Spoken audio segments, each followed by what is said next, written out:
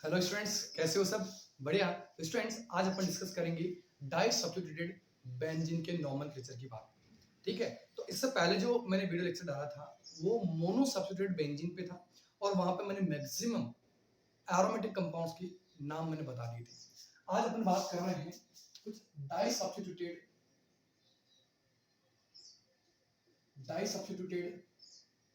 Benzene ring के nomenclature की।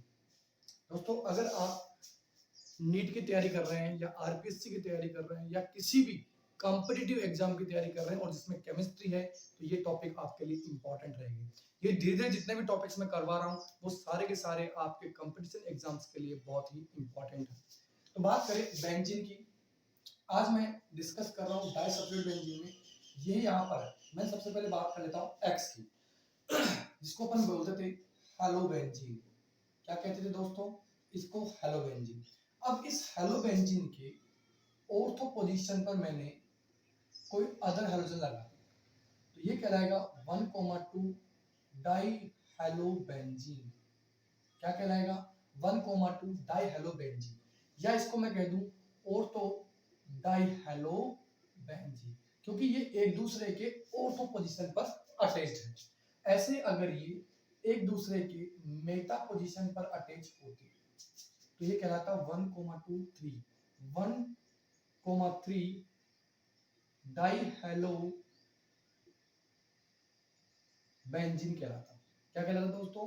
1,3 die hello benzene, या इसको मैं कह दूं Meta die hello benzene.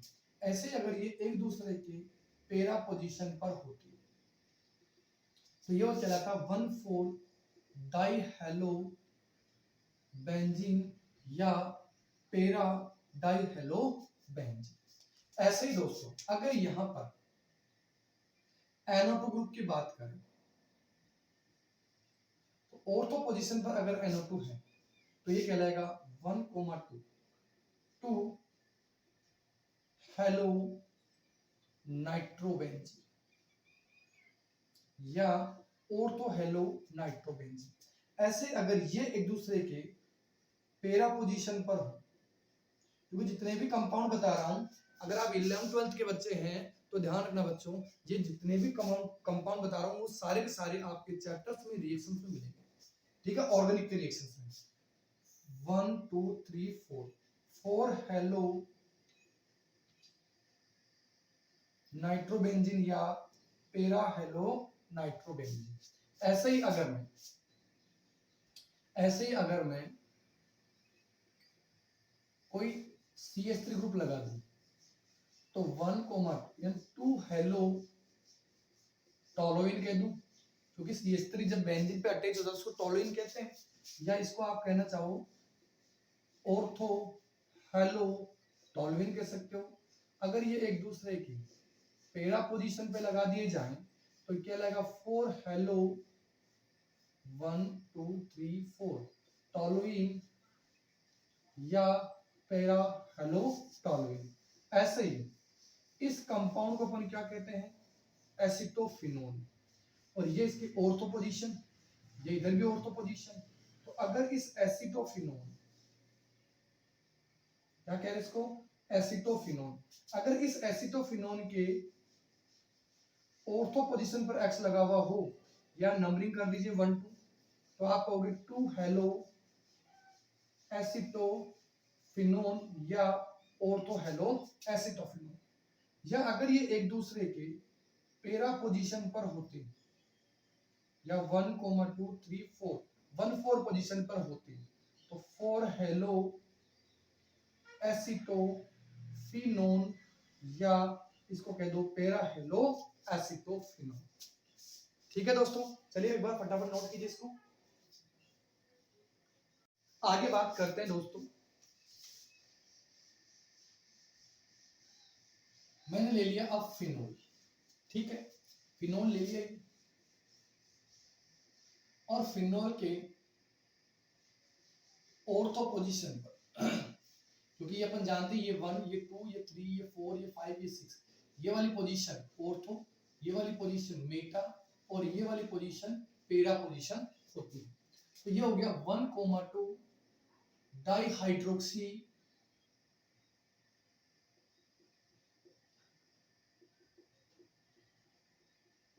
Benzene, क्या कहलाएगा 1,2 डाइहाइड्रोक्सी बेंजीन, या ऑर्थो डाइहाइड्रोक्सी बेंजीन। ठीक है दोस्तों, अगर ये एक दूसरे की, अच्छा इसका एक कॉमन नेम हो रहा है, इसी को कैटेकोल भी कहते हैं। क्या कहते हैं? कैटेकोल। अगर ये एक दूसरे की मेटा पोजीशन पर होती तो 1,3 डाइहाइड्रोक्सी बेंजीन कह देता, या मेटा डाइहाइड्रोक्सी बेंजीन कह देता। इसी का एक कॉमन नेम जिसको अपन बोलते हैं रिसोर्सिनॉल। क्या कहते हैं इसको? रिसोर्सिनॉल। ऐसे ही अगर ये एक दूसरे के पेरा पोजीशन पर हो तो 1, 2, 3, 4 1,4 डाइहाइड्रोक्सी बेंजीन कह दो, या पेरा डाइहाइड्रोक्सी बेंजीन कह दो, या इसी को क्विनोल भी कह सकते हैं दोस्तों। क्या कह सकते हैं इसको? क्विनोल। ठीक है साहब, आगे चलते हैं। अगर फिनोल पर कोई CH3 जुड़ा हुआ हो, क्या कह रहा हूं? CH3, तो इस कंडीशन में इसको क्या कहा जाता है? क्रिसोल। क्या कह रहे हैं? क्रिसोल। अब ये कह रहा है कि अगर ये CH3 और OH एक दूसरे के ऑर्थो पोजीशन पे हो तो इसको कहा जाएगा ऑर्थो क्रिसोल।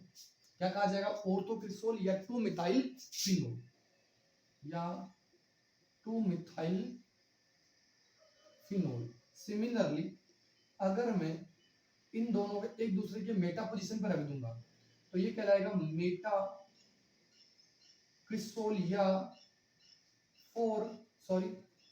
3 methyl cresol. ऐसे ही फिनोल।